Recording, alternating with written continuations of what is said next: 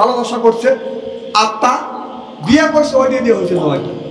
তো বাসর ঘরে যখন গেছে, বাসর ঘরে যায় স্বামী স্ত্রী 2 রাকাত নফল নামাজ পড়িয়ে আল্লাহর কাছে হাত তুলে তুলে মোনাজাত করে, স্বামী স্ত্রীর জীবনের শুরু থেকে বাসর ঘরের আগ পর্যন্ত সগীরে গুনাহ মাফ করে। জোরে কর না কেন? তো স্ত্রী বাসর ঘরে চিন্তা করতে, স্বামী এখন আসবে আমার কাছে, স্ত্রী তো বসেই আছে ঘুমটা দিয়ে।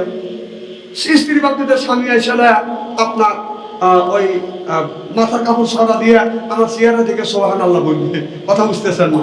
স্ত্রী ভাবে আছে, কিন্তু স্বামী এবার আরেক ভাবে আছে। স্বামী চিন্তা করতেছে আমি আটটা ঠকা যেটা নিয়েছি এটা আমাকে সলিড দিয়েছি। বাসর ঘরে বসে আমল করা বাদ দিয়ে গান গাচ্ছে, বিবি আমি ঠকি নাই, আমি ঠকি নাই রে। বউ বলতেছে তোমার আমার বাসর ঘর, আজকে ইবাদত বন্দেগী করবো, আর তুমি বাসর ঘরে গান শুরু করে দিলে। কয় যে আমার চাইতে আনন্দিত মানুষ আল্লাহর জমিনে আজকে কেউ নাই। যেমন বিবি আমি ঠকি নাই, আমি ঠকি নাই রে, তুমি আমার 9 নাম্বার বিবি রে। আমার আগে 8 টাকা তোক দিয়ে 9টা। বউ বাসর ঘরে খাটের উপরে দাবাস করে পড়ে গেছে। স্বামী যা হাত দিয়ে কাজে, বিবি ঠিক আছে? হে ঠিক আছে। হাত ধরে টান দিয়ে তুলে বলতেছে, বিবি তুমি পড়ে গেছো ওকে। স্বামী কানের পাশ দিয়ে আল্লাহ আমার বাঁচাইছে। যেমন তখন বিবি বলতেছে, স্বামী আমি ঠকি নাই, আমি ঠকি নাই রে। কি ব্যাপার, আমার গান তুই পাল্টা জবাব দিস? তার বিবি বলতেছে, স্বামী আমি ঠকি নাই, আমি ঠকি নাই রে, তুমি আমার 10 নাম্বার তুমি আমার 10 নাম্বার স্বামী রে। আমার আগে 9 টাকা তোক দিয়ে 10টা। ঠিক আল্লাহ এই কথাটা কোরআনের মধ্যে বলছে, আল খবিসাতু লিল খবিসা ওয়াল খবিসুনা লিল খবিসা। খবিস মার্কা ছেলের বাগে খবিস মার্কা বউ মিলবে, আর খবিস মার্কা বউর বাগে খবিস মার্কা ছেলে মিলবে। কথা কার? এ কথা তো 1450 বছর আগে আল্লাহ কোরআনের মধ্যে বলছে। এই ওয়াজ বাদ দিয়ে ওনারা ওয়াজ করে গুগুমলে আলো চাল খায়া এই ওয়াজ তুমি করতেছ। হ্যাঁ, দেশটা জাহান্নামের দ্বার বন্ধনে চলে গেছে যে আপনার খবিস মার্কা ছেলের কথা আর খবিস মার্কা মেয়ের কথা 1450 বছর আগে আল্লাহ বলছে। তুমি সেইটা বাদ দিয়া ওই যে জাকারিয়া নবী দাওয়া করছে, গাছের মধ্যে ডুবছে, এটি নিয়ে তুমি পাগল হওয়ার কথা। তোর মাথা ফাটাবি আল্লাহ।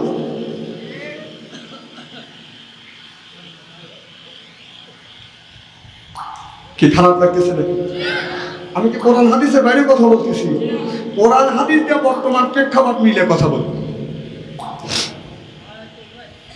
আমার ভাইয়েরা, আমার মুসলমান ভাইয়েরা, খুব খারাপ লাগতেছে। হযরত ওমর রাদিয়াল্লাহু তাআলা মিয়াটার দিকে যখন আগাচ্ছে, আর মিয়াটা মনে মনে চিন্তা করতেছে, আল্লাহ হয় আমার ইজ্জত নষ্ট হয়ে যাবে। আমার কি হয়েছে ভাই? কোন শরীফুল ইসলাম?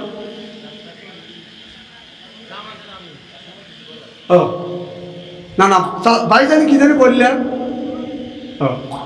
কি জানি বলতেছিলেন?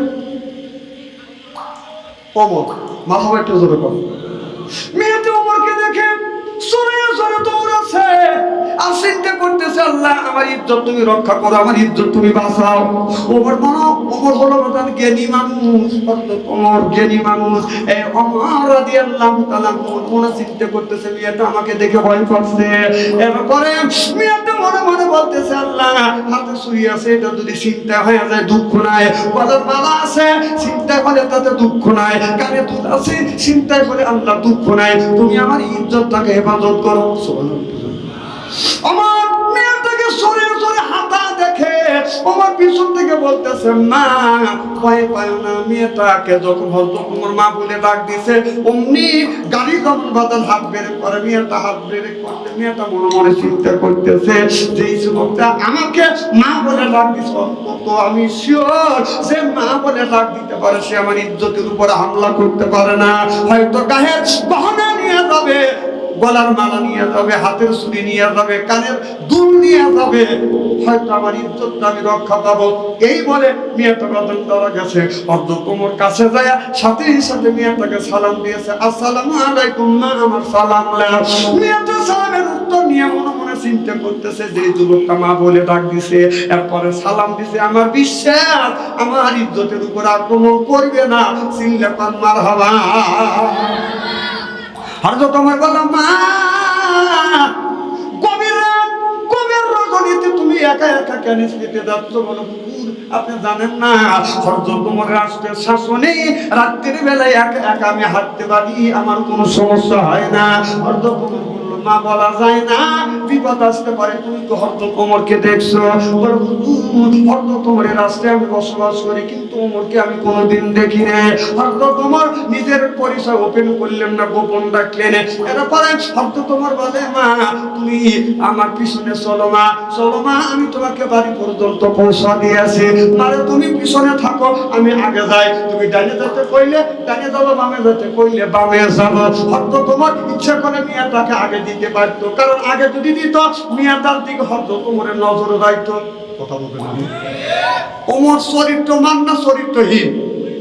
আমরা বউ নিয়ে যখন রাস্তা দিয়ে যাবো, আমাদের বউ সামনে থাকবে না পিছনে থাকবে? অথবা কোথায় থাকবে? আসলে সামনেকে আমরা রাখি না বউ পিছনে দেই? বউ যদি পিছনে দিয়ে আপনি যদি সামনে চলেন, আপনার বউ সঠিক নিরাপত্তা পাবে না। একজন রাস্তা দিয়ে যাত্রী পিছন থেকে একজন মাল বলতেই পারে।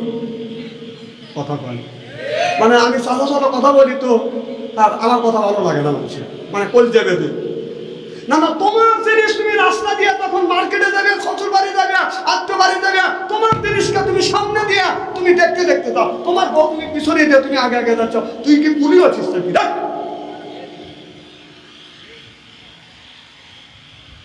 আচ্ছা বিবি নিয়ে যখন বিছানায় ঘুমাতে যাবো, বউ বিবি ডান পাশে থাকবে না বাম পাশে থাকবে? হ্যাঁ আচ্ছা, আপনাদের এই খুকনি এলাকা আলেম ওলামা তো কম নাই, কি কম আছে নাকি? আচ্ছা কোন আলেম ওলামাকে বলছে যে শোয়ার সময় বউ আপনি বাম পাশে রেখেন? কম। তাহলে আপনারা কিসের লেখা বাম পাশে রাখেন? এটা হলো আপনার আবাদযোগ্য জমি, আপনার সুবিধার ক্ষেত্রে প্রয়োজন হলে আপনি ডাইন পাশে নেবেন, প্রয়োজন হলে আপনি বাম পাশে নেবেন। এটা হলো আপনার ব্যাপার। মহিলা মারা গেলে, স্বামী যদি মারা যায়, মহিলার লাখ ফুল খোলে কি খোলে না? না এই লাখ ফুল খোলা আপনাকে এই অধিকার কে দিছে? না কে দিছে?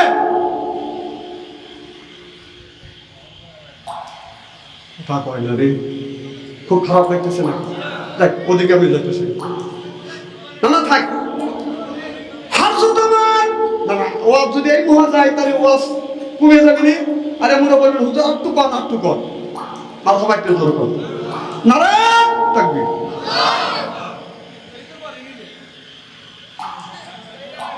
এত বলার পরেও স্ত্রী হয় নাই কে?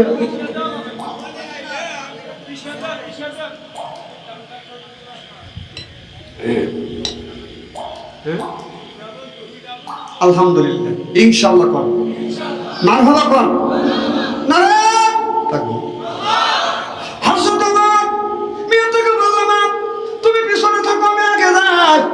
এবার মেয়েটা পিছনে হযরত ওমর আগে আগে, মেয়েটা বলে হুজুর ডানে যান, ওমর ডানে যায়, বলে হুজুর বামে যান, বামে যায়। যাইতে যাইতে বলে হুজুর এই যে সামনে দেখতেছেন এই বাড়িটা হলো আমার। মেয়েটা ওই বাড়িতে যখন গেছে, এবার হযরত ওমর বলে, মা আমি তোমাকে গন্তব্যস্থান পর্যন্ত পৌঁছাইছি গো মা, আমি এখন আসি। সঙ্গে সঙ্গে মেয়েটা এইরকম করে আল্লাহর কাছে হাত তুলে মনোভাব করে, আল্লাহ যেই যুবকটা আমাকে বাড়ি পর্যন্ত পৌঁছা দিল, আল্লাহ এই যুবকটাকে মদিনার প্রেসিডেন্ট বানাও। আর যেই ওমরকে মদিনার প্রেসিডেন্ট বানাইছো তাকে তুমি বাতিল করো। হযরত তোমার এই কথাটা বলতাম শুনছে, গুড়িয়া মেয়েটার কাছে এসে বলতেছে, ও বাবা তুমি কি হযরত ওমরকে দেখছো? বলো হযরত ওমরের রাস্তায় বসবাস করতেছি, কিন্তু হযরত ওমরকে দেখি রে। হযরত ওমর বলেন, না যেই যুবকের পক্ষে আল্লাহর কাছে দরখাস্ত করতেছো আর যে ওমরের বিপক্ষে আল্লাহর কাছে দরখাস্ত করতে, টাকা দেখো মা আমি এই যুবক, আমার নাম হযরত ওমর। চিল্লা কর আল্লাহু আকবার। ঈশান নামাজ পড়ে হযরত তোমার বাড়িতে যায় নাই, আর আমাদের দেশের নেতারা হযরত তোমার একা বাদান যাইতে না। আর আমাদের দেশে যদি বাদান এমপি হয় তার পিছনে থাকে বাদান পুলিশ পাহারাদার থাকে, কথা বল না খেয়া। এরপরে রাস্তা দিয়ে হাঁটা যা পুলিশ থাকে, বিছানায় যখন ঘুমে তার দরজার কাছে বাদান পুলিশ থাকে। তারপরেও আপনার রাতের বেলা যদি ইন্দুর নড়াচড়া পুরো বাবারে আগে রে কথা বলে না, কথা বলে এমন ভয় চেতন করে এমন উপকার করছে কখন জানি কয় ফুটুস। আমাদের দেশে যদি চেয়ারম্যান হয় রাস্তা দিয়ে হাইটে গেলে বাদান সামচে থাকে বাদান কয়জন মেম্বারও সামচে লাগে, কথা কয় বড় বড় পথ তার নাম হলো রাজপথ, বড় বড় রোড তার নাম হলো বিশ্ব রোড, বড় বড় মিস্ত্রি তার নাম হলো রাজমিস্ত্রি। আমার কথা কি বুঝতেছেন? আর বড় বড় হাঁস তার নাম হলো রাজহাঁস, আর ছোট ছোট হাঁস সেটা হলো পাতি হাঁস, ছোট ছোট নেতা ওইটা হলো পাতি নেতা।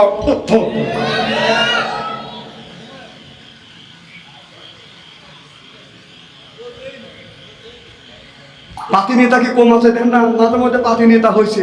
যা কা চাঁদা দে, চাঁদা দে, খা। যদি ইসলামী রাজ কায়েম হয়, ইসলামী রাজ কায়েম হওয়ার আগে তুই খা। ইসলামী রাজ কায়েম হলে খাওয়া তো দূরের কথা, তোর গলার মধ্যে থেকে বাইর করা হবে। দোয়া করে আপনারা চাঁদাবাদী চান, দুর্নীতি চান না দুর্নীতি মুক্ত চান? এই যে উঠে যেতেছে, উনি দুর্নীতি চাচ্ছে। আমরা শান্তিভাবে থাকতে চাই, যেরকম ঠিক কিনা?